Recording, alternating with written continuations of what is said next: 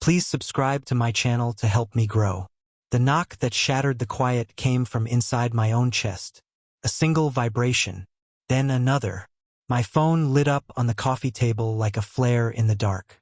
I stared at the screen, breath trapped somewhere between my ribs and my throat. After 21 days of silence, she had finally texted me. "Can we talk?" For a full heartbeat, the world narrowed to just those 3 words. The walls felt closer. The air felt heavier, thick with everything we hadn't said. My hand hovered over the screen, trembling the way it had the night she walked out carrying only a backpack and a storm of excuses. I typed, "Sure, but," and then froze. But what? But why now? But what changed? But are you finally ready to tell me the truth? I didn't finish the sentence. My thumb hung there, suspended over decades of trust, 3 years of marriage, and 21 days of a silence so absolute it felt like punishment. I erased the unfinished message. Instead, I typed, "Sure, come over," then hit send before I could stop myself. The quiet returned, crawling over my skin like cold fingers. As I waited, my mind spiraled back to everything that had led to this strange, stretched no man's land between us. The night she left, she didn't yell or accuse or shed a single tear. She just packed. Neatly, quietly, mechanically. She said she needed space to think. I'd asked what that meant. She didn't answer. She only kissed my cheek, a cold, distant brush, and said, "I'll call you." She never did. In the following days, I told myself the silence meant she was overwhelmed, confused, maybe scared. I told myself she'd come back once she had clarity. That's what people say when they need time, right? They return. They choose you again. But the truth is, silence speaks louder than apologies. And hers had been roaring. When her knock finally echoed across the apartment, my pulse surged. I opened the door slowly, bracing myself for her face, the face I once read like scripture, to feel like a stranger's. She looked smaller somehow, thinner, hair tied back messily. She wasn't wearing the necklace I'd given her for our anniversary. That detail sliced deeper than I expected. "Hi," she whispered. Her voice cracked. Mine almost did too. "Come in." She stepped inside, and the familiar scent of her, jasmine and something faintly metallic, triggered 1,000 memories I wasn't ready for. We sat across from each other like awkward acquaintances meeting for the first time. The silence grew again, pressing between us like a third presence.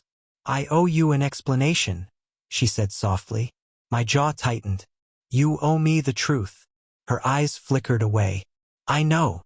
I watched her twist her fingers together. She always did that when lying. It wasn't intentional. It was instinct. "I left because I didn't know what I was feeling anymore," she said. "Everything between us felt heavy. You could have talked to me. I didn't know how. You disappeared." "I know." A tense quiet filled the room, humming with all the anger I hadn't let myself feel. "Just say it." I finally breathed. "Whatever it is, just say it." She swallowed hard. Her eyes glistened. I wasn't alone those first few days. The floor seemed to tilt beneath me. My voice was barely audible. "Who?" She hesitated.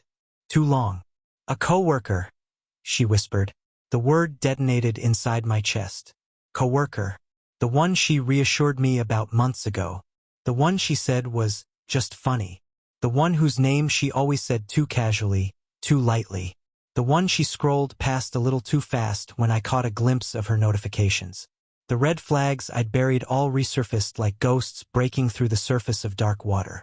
She kept talking, but her words blurred into a muted roar.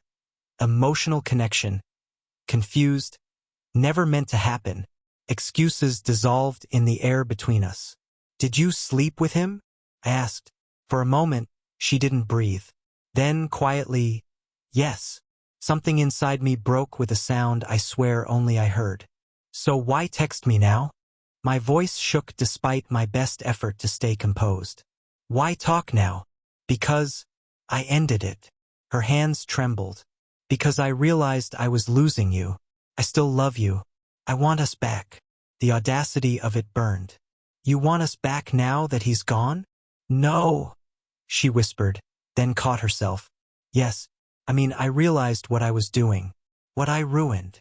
My chest rose and fell too fast. She reached for my hand. I pulled mine away.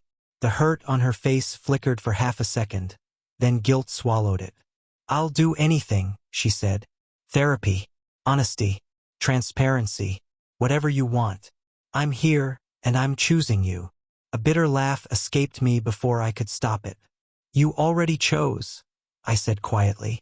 You chose 21 days ago. Her lips parted, eyes widening as if she finally understood what I meant. I texted you to talk, I continued, because I needed clarity too. Her breath hitched. What do you mean? I looked at her, really looked, at the woman I loved, at the woman who broke me, at the woman who returned only when her fallback vanished. I'm not choosing you, I said. She froze, completely. Those 4 words seemed to knock the air out of her lungs. Tears filled her eyes instantly, spilling down her cheeks in trembling lines. Please, she whispered. Please don't say that. Please. But I had to. For myself. For the 21 days of silence she left me drowning in. For the truth she only confessed because her lie collapsed. This story is complete, I whispered to myself as much as to her. And so are we. And as she sobbed into her hands, I felt something I hadn't felt in weeks. Peace.